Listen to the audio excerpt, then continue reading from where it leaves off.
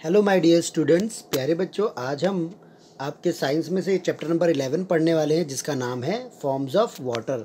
बच्चों, पानी के बारे में तो आप सबको पता है, लेकिन आज मैं पानी के डिफरेंट फॉर्म्स यानी कि अवतार के बारे में आपको बताऊंगा। यस, चलिए पढ़ते हैं। Dear students, as we all know that कि there are different source of water, यानी कि जो पानी हमें अर्थ में मिलता है उसके डिफरेंट प्रकार होते हैं, डिफरेंट जगह। जैसे कहीं बर्फ़ पिघलने से पानी मिलता है, कभी बारिश से पानी मिलता है, कभी इवेपोरेशन के थ्रू पानी मिलता है, भाप के थ्रू पानी मिलता है। तो ये सब चीज़ें हैं। आपने देखा होगा कि हमें भी पानी जो है, और हमने पढ़ा है कि रिवर, पॉन्ड, माउंटेन, आइस, यहाँ से पानी मिलता है। पानी हमारे, अगर बात किया जाए वर्ल्ड में how many percent is there, तो 75% वाटर अवेलेबल है हमारे अर्थ पे। अब हम आगे यहाँ पे बताएंगे। आगे आपको यहाँ पे बताया गया है, यस, आप देख सकते हैं यहाँ पे कि डिफरेंट फॉर्म ऑफ वाटर में सबसे पहले सॉलिड आता है। सॉलिड में आप देखेंगे तो फ्रीजिंग वाटर है। जैसे आप बर्फ़ बनाते हैं ना, बर्फ़ फ्रिज में होता है, बिल्कुल उसको कहा गया है सॉलिड वाटर। और जब ये पिघल जाता है तब ये लिक्विड बन जाता है। क्या बन जाता है? लिक्विड। तो यहाँ पे आपको दिया गया है, यहाँ पे आपको ध्यान से समझना है कि फ्रीजिंग क्या होता है। तो यहाँ पे बताया गया है कि ये सॉलिड फॉर्म होता है जब वाटर का डिग्री क्या हो, 0 सेल्सियस हो आइस का, तब यहाँ पे बताया गया कि उसको फ्रीजिंग कहा जाता है। जब वो 0 हो जाए तब फ्रीजिंग कहलाता है। ऐसे ही बताया गया कि मेल्टिंग क्या होता है, जब उसका टेम्परेचर बढ़ना चालू हो जाए और आइस पिघलना चालू हो जाए, दैट इज़ कॉल्ड मेल्टिंग।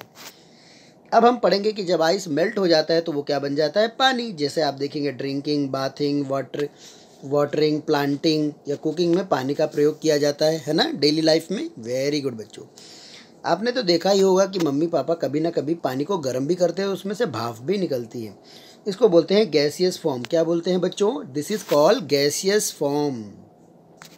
तो आप देख सकते हैं कि in gaseous form water is heated on fire, as it begin to get hotter it start evaporating up in the form of water vapour. तो जैसे ही वो गर्म होता है, भाप बनना चालू होता है और गैस के रूप में वह चीज़ें ऊपर जाना चालू हो जाती हैं। इस प्रोसेस को कहा गया है इवेपोरेशन। क्या कहा गया है? इवेपोरेशन। ठीक है। अच्छा, अब हम आगे पढ़ेंगे। आगे हमें यहाँ पे बताया गया है कि जब प्रोसेस वाटर वेपर चेंजिंग हो वाटर ड्रॉप में, जब यानी कि गैस वाटर ड्रॉप में चेंज हो जाए, उसको कहते हैं कंडेंशन। क्या कहते हैं? कंडेंशन। इट मीन्स दैट कि when the water vapour change into liquid और drop is called condensation, but when it is changed into water vapor, that it is called evaporation। बच्चों, यहाँ पे आप एग्जाम्पल देख सकते हैं कि आइस है, आइस को अगर मेल्ट किया तो पानी बना, पानी को हीट कर दिया तो भाप बना, भाप कूल होके वापस क्या बन सकता है? वाटर। और जो वाटर बन सकता है उसको वापस क्या बनाया जाए? फ्रीज किया जा सकता है ना। यस। अब मैं आपको आगे बताऊंगा वाटर साइकिल के बारे में। बच्चों, आपने तो देखा ही होगा कि बारिश होती है, यस, फिर वो बारिश होने के बाद वो पानी सब कहाँ चला जाता है, फिर वापस बादल में पानी कौन भरता है। तो वो सब चीज़ें आज हम इसमें पढ़ने वाले हैं। यहाँ हमें बताया गया है कि जब समर या समर का समय रहता है, जब सन वार्म रहता है, तब जो पॉन्ड और लेक और रिवर, जितने भी नदी नाले पोखर हैं, उनका जो पानी है वो हीट बन के क्या होता है? भाप बन के बादलों तक जाता है।